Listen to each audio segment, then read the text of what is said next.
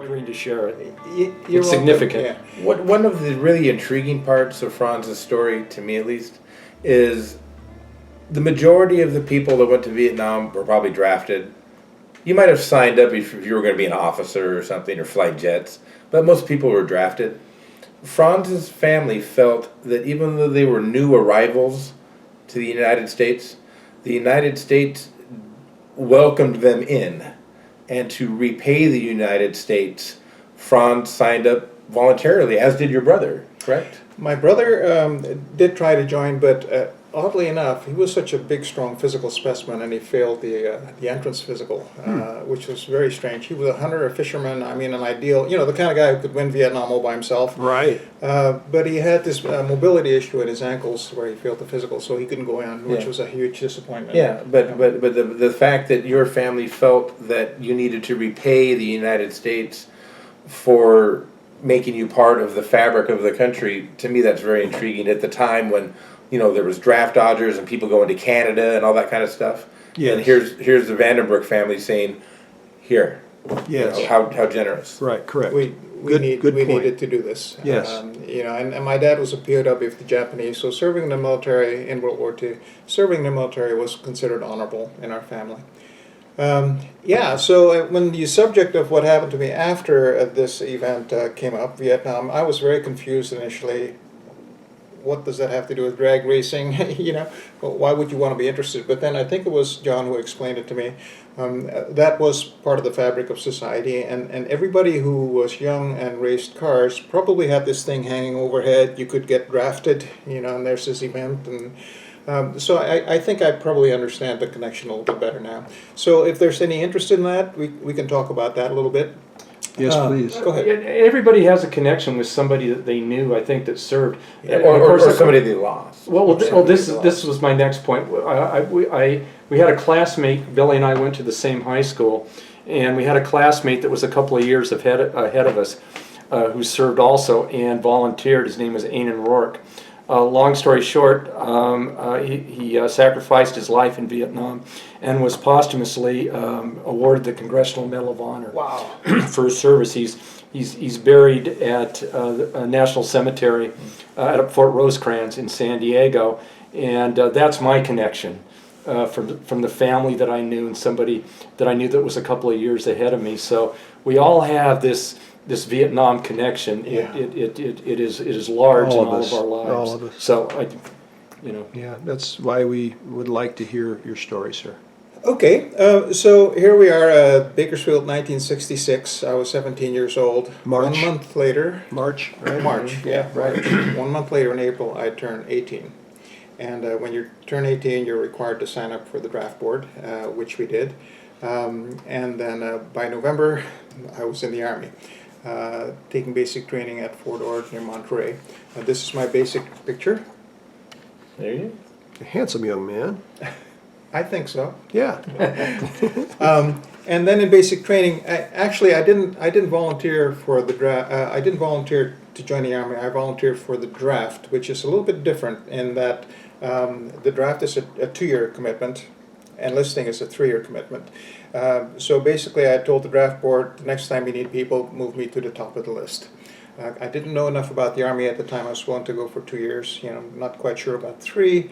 But in basic training, we learned this new word, infantry, which is the guys who slog through the rice paddies and deal with Yeah. bungee stakes and snakes and insects the size of bugs. Right. And it was pretty clear in basic we were being prepared as replacements for the infantry casualties in Vietnam.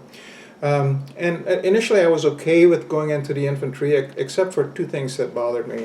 One thing that bothered me, assuming I'd survive, at the end of my 2-year service I wouldn't have any marketable skill to use in civilian life, except maybe how to sleep outside in the rain and sneak up on little Asian men. And there's not much call for that in industry.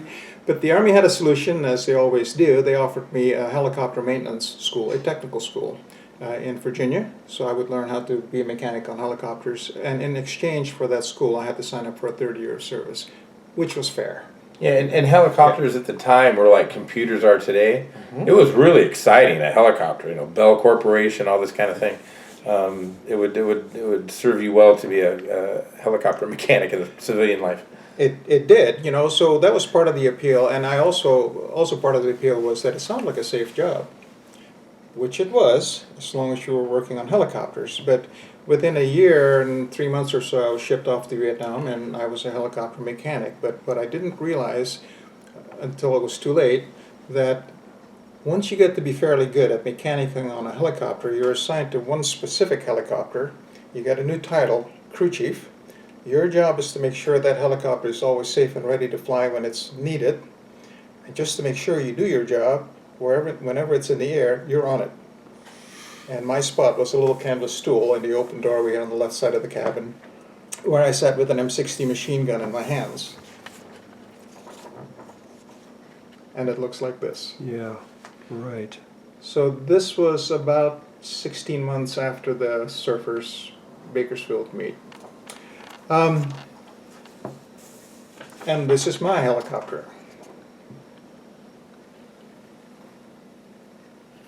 And very famous type of helicopter, you could put that picture back up, that is a Huey? A Bell UH-1, Right. yeah. Iroquois.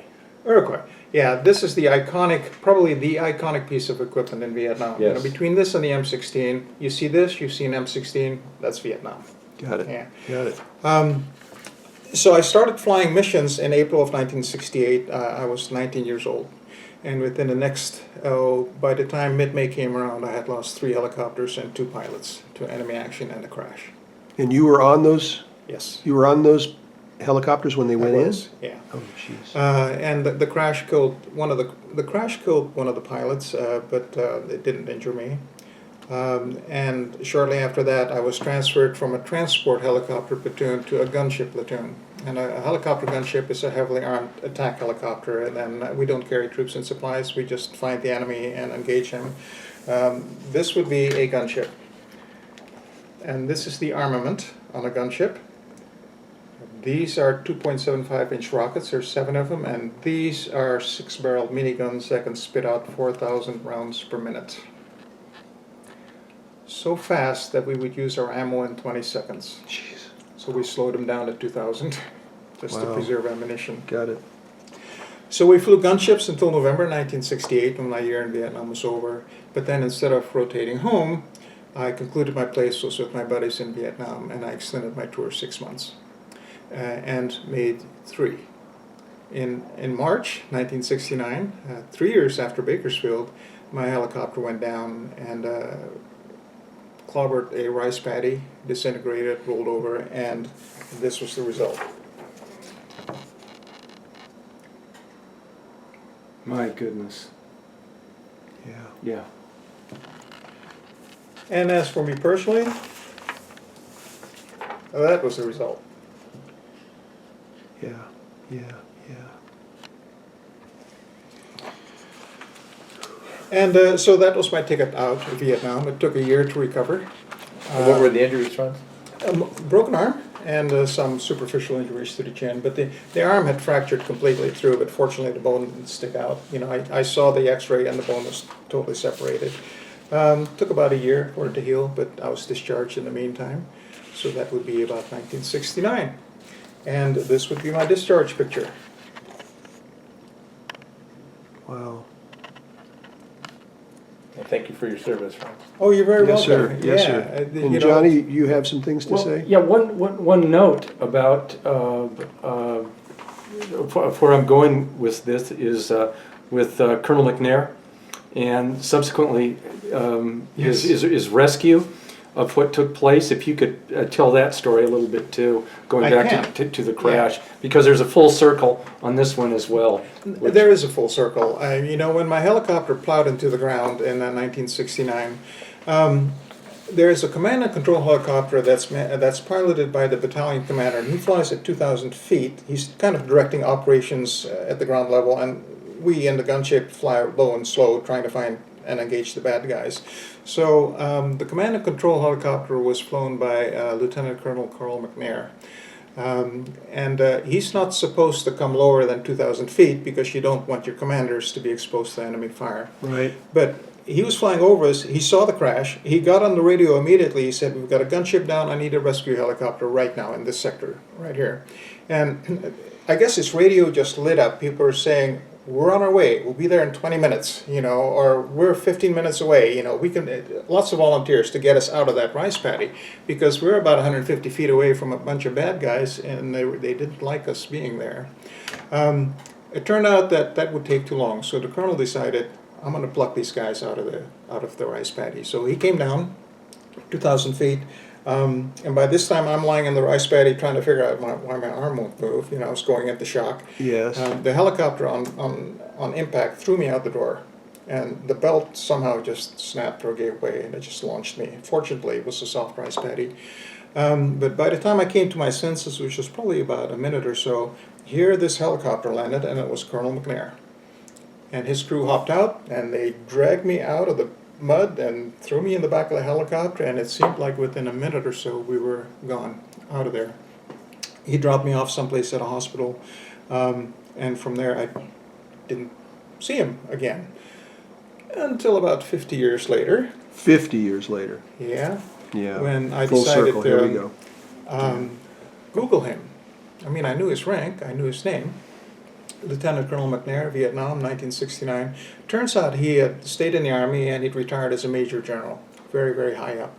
He now works at Arlington National Cemetery. He's a general who attends the funerals. He's a very high level guy. And so I sent him an email, and I told him, March 23rd, 1969, I was in his crash, and I believe it was you who picked me up. And he said, "Yeah, that was me." And I told him, "Well, I need to come and see you next time I'm in Washington, and I owe you a beer, a drink." Yeah, no kidding. So he very generously said, "Next time you're in Washington, let me take you to the Officers Club, and we'll have lunch, and it's on me."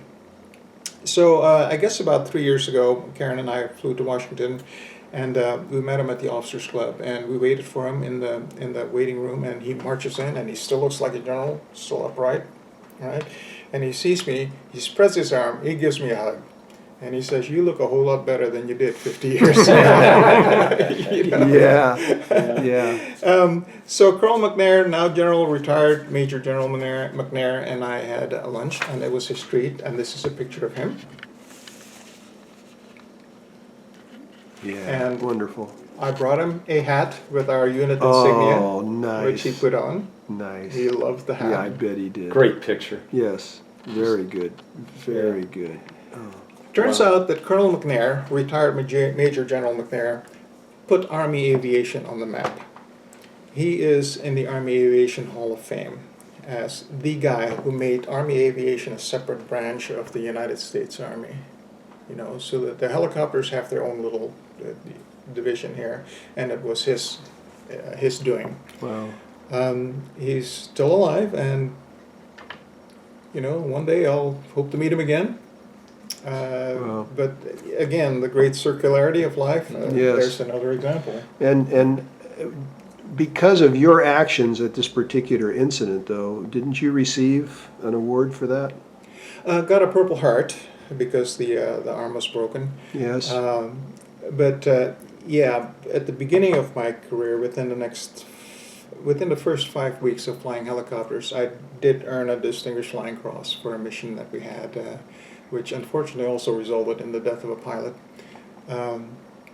I was very, very fortunate in that the commander of the aircraft, which happened to be the company executive officer, a career military officer, Major Richard Dahm,